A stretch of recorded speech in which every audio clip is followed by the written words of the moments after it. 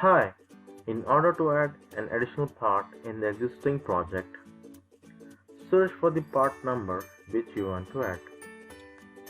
Example, copy this part number and open WSCAD Suitex Plus. Go to Insert, click on Part, paste the part number and click on Search. If you don't find, click on WSCADuniverse.com.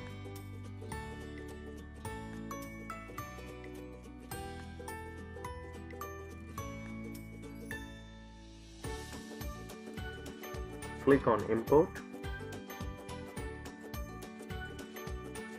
Click Yes.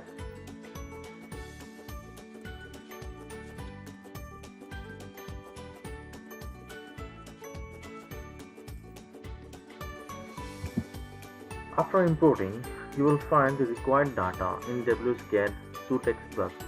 Click OK and insert it in your project.